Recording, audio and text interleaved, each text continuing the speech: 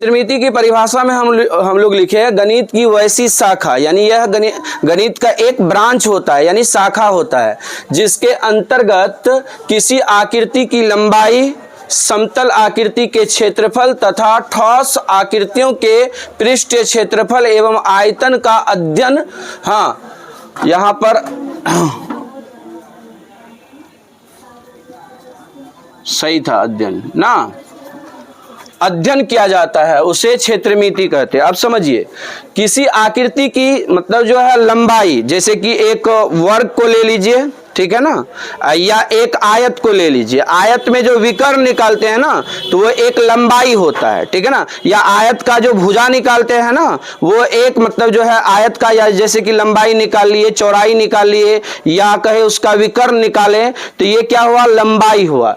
तो किसी आकृति की लंबाई का निकालना और समतल आकृति के क्षेत्रफल, समतल आकृति में जैसे कि आपका त्रिभुज हो गया, वृत्त हो गया, आयत हो गया, समचतुर्भुज हो गया, समांतर चतुर्भुज हो गया, ये सब समतल आकृति कहलाता है, ठीक है ना। समतल आकृति का क्षेत्रफल केवल निकाला जाता है, परिमाप निकाला जाता है। समतल आकृति में ध्यान रखना है क्या होता है कि वृत्त होता है, आयत होता है, और उसके बाद वर्ग होता है, त्रिभुज होता है। ये चार जो आकृति आपको अभी बताई, ये समतल आकृति कहलाता है, ठीक है ना। इसको आगे चल करके कहेंगे कि यह 2D आकृति है, यानी कि 2 डायमेंशनल आकृति है। और एक है ठोस आकृति। ठोस आकृति का पृष्ठीय क्षेत्रफल एवं आयतन का अध्ययन किया जाता है, ठीक है ना। तो ठोस आकृति में बेलन हो गया, शंकु हो गया, गोला हो गया, छिन्नक हो गया, ये ठोस आकृति होता है। जैसे घनाभ हो गया, घन हो गया, ये सब ठोस आकृति कहलाता है। तो ठोस आकृति जो होगा उसका पृष्ठीय क्षेत्रफल और आयतन निकलेगा, और समतल आकृति जो होगा उसका केवल क्षेत्रमिति और परिमाप निकलेगा, लंबाई निकलेगा। इतना चीज इसका अध्ययन किया जाता है। तो इसलिए इसमें याद रखना है कि यह गणित की वैसी शाखा है क्षेत्रमिति, जिसके अंतर्गत आकृति की लंबाई, समतल आकृति के क्षेत्रफल और ठोस आकृति के पृष्ठीय क्षेत्रफल एवं आयतन का अध्ययन किया जाता है, जिसे हम लोग क्या कहते हैं, क्षेत्रमिति कहते हैं। यह बात को आपको याद रखना है समझ करके, ठीक है ना। तो उसके बाद क्षेत्रफल का परिभाषा आपको लिखाया गया है। किसी आकृति का जितना जगह होता है, जैसे एक त्रिभुज है, उसमें जितना जगह है ना, उसी को हम लोग क्षेत्रफल कहते हैं। एक आयत है, उसका जितना जगह है ना, उसी को हम लोग क्या कहते हैं, उसका क्षेत्रफल कहते हैं। जैसे एक वृत्त है, और उस वृत्त का जितना जगह है ना, उसी को हम लोग उसका क्या कहते हैं, क्षेत्रफल कहते हैं। तो याद रखना, क्षेत्रफल किसे कहते हैं, इसका भी परिभाषा आपको याद रखना है। कोई आपसे पूछ सकता है या परीक्षा में आ सकता है। क्षेत्रफल का परिभाषा आपको याद रखना है, किसी आकृति का जितना जगह होता है उसे उस आकृति का क्षेत्रफल कहते हैं। उसके बाद आयतन, दो चीज पढ़ते हैं, क्षेत्रफल, आयतन, परिमाप, ठीक है ना। परिमाप का परिभाषा में आपको यह बताना है, किसी आकृति के चारों मतलब कॉर्नर या चारों शीर्ष की, मतलब चारों कह सकते भुजाओं की लंबाई का योग जो होता है ना, वो परिमाप कहलाता है। जैसे एक त्रिभुज को लीजिए, त्रिभुज के 3 भुजा होता है, तीनों भुजा को अगर जोड़ दीजिएगा तो वो इसका परिमाप कहलाएगा। जैसे आयत को लीजिए, आयत के 4 भुजा होता है, चारों भुजा को जोड़ दीजिएगा तो उसका वह परिमाप कहलाएगा। जैसे आप समांतर चतुर्भुज ले लीजिए, समचतुर्भुज ले लीजिए, वो क्या होगा, उस सभी भुजाओं का योग होता है। जैसे एक वृत्त को लीजिए, वो वृत्त का जो है ना, उसका जो घेरा होगा, चारों तरफ का जो बाउंड्री होगा, उस बाउंड्री की जो लंबाई होगा, उसी को हम लोग कहते हैं परिमाप, ठीक है ना। किसी भी आकृति के भुजाओं की योग को हम लोग परिमाप कहते हैं, ठीक है ना। उसके बाद आयतन, ठीक है ना। आयतन का परिभाषा में बताए, किसी ठोस आकृति जितना जगह छेदता है उसे उस आकृति का आयतन कहते हैं। जैसे आपके पास मान के चलिए ये बोतल है, ठीक है ना, और ये बोतल में कितना जगह है, उसमें मतलब ये किसी वस्तु को कितना अंदर में अपना समा सकता है, या किसी वस्तु को कितना अपने अंदर रख सकता है, यह इसका आयतन कहलाएगा, ठीक है ना। ये बोतल है, ये बोतल में पूरा पानी भर दिए, तो ये बोतल का वो आयतन हो गया। इसमें इतना जगह था, इसलिए उसमें इतना चीज मतलब तरल पदार्थ इसमें क्या हो गया, जमा हो गया, इसमें आ गया, इसी को हम लोग आयतन कहते हैं। किसी वस्तु में जितना जगह होता है ना, या कोई वस्तु जितना अपने अंदर किसी वस्तु को रख सकता है, वह उसका आयतन कहलाएगा, ठीक है ना। आयतन का परिभाषा आपको याद रहना चाहिए। क्षेत्रफल, आयतन। एक हम एक्स्ट्रा में बताए परिमाप। परिमाप का अर्थ क्या होता है, चारों भुजाओं का योग या तीनों भुजाओं का योग। जो आकृति जिस ढंग का है, उस आकृति के भुजाओं की योग को हम लोग परिमाप कहेंगे। जैसे त्रिभुज है, त्रिभुज के मतलब परिमाप क्या होगा, तीन भुजा होता है, तीनों भुजाओं का योग। एक वर्ग है, वर्ग में कितना भुजा होता है, 4 भुजा, तो चारों भुजाओं का योग को हम लोग क्या कहेंगे,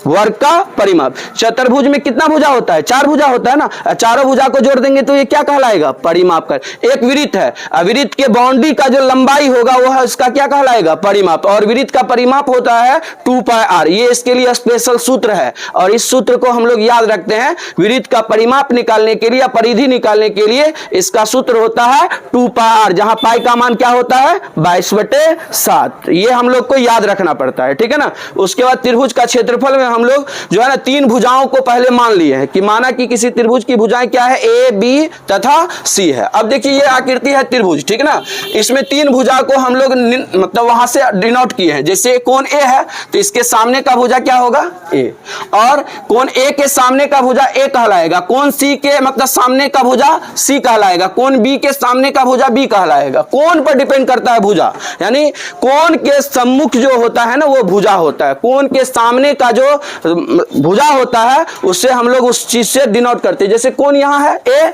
और इसके सामने वाला भुजा जो है वो बीसी, वो ए मतलब भुजा के नाम से जाना जाएगा, ठीक है ना। जैसे कोण यहाँ बी है, इसके सामने वाला भुजा बी नाम से जाना जाएगा, ठीक है ना। इस भुजा की लंबाई बी हम लोग डिनोट किए। यहाँ कोण सी है तो इसके सामने वाला भुजा सी कहलाएगा। ये हम लोग को प्रायः के लिए हम लोग दिमाग में सेट रखेंगे, आकृति पर भुजाओं को कैसे निरूपित करते हैं, ठीक है ना। अब यहाँ पर देखिए त्रिभुज का क्षेत्रफल और परिमाप और अर्ध परिमाप को याद रखना बहुत जरूरी है। और इसी बात से हम लोग का एक सूत्र आता है, यह सूत्र को ही हम लोग कहते हैं हीरोन सूत्र। क्या कहते हैं, हीरोन सूत्र। हीरोन सूत्र का मतलब जो एक गणितज्ञ था हीरोन नाम का, वही एक सूत्र का प्रतिपादन किया था। और यह सूत्र कैसे निकाला, तो √S into S minus A S minus B S minus C, यह क्या कहलाएगा, हीरोन सूत्र कहलाएगा। इसी सूत्र को हम लोग हीरोन सूत्र कहते हैं। इस सूत्र को याद रखने से पहले आपको यह चीज को याद रखना बहुत जरूरी है, ठीक है ना। यह चीज याद रखना है तब जाकर के यह सूत्र को लागू होगा। तो सबसे पहले त्रिभुज का परिमाप होता है a + b + c, और त्रिभुज का अर्ध परिमाप होता है जिसको s से डिनोट करते हैं। s मतलब सेमी पेरीमीटर, इसलिए s लेटर से इसको डिनोट करते, सूचित करते हैं। त्रिभुज का अर्ध परिमाप s होता है, s बराबर a + b + c/2।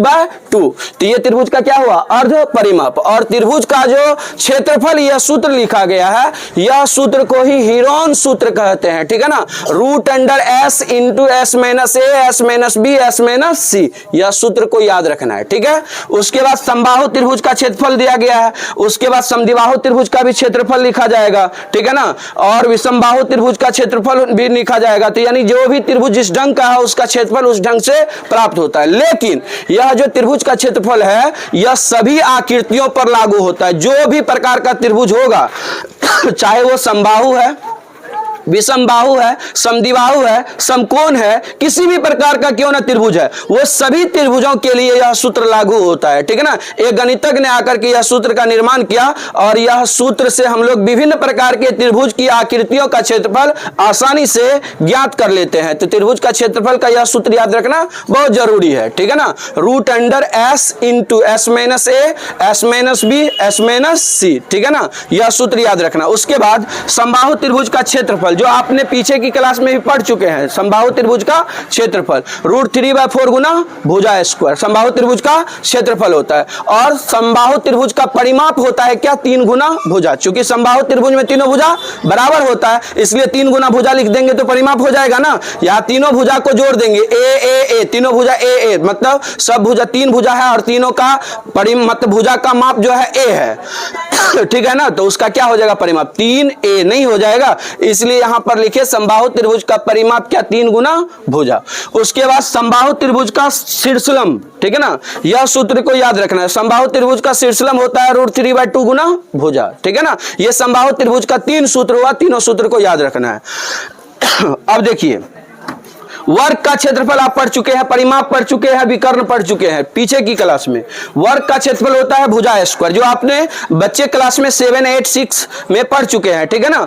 और वर्ग का परिमाप होता है 4 गुना भुजा। वर्ग का विकर्ण है √2 गुना भुजा। ये वर्ग का 3 गो सूत्र है और समबाहु त्रिभुज का 3 गो सूत्र है और त्रिभुज का यहाँ पर 3 गो सूत्र है, 3 3 3 6 3 9। ये 9 गो सूत्र को आपको कल याद करके आना है, इस पर सवाल बताया जाएगा, ठीक।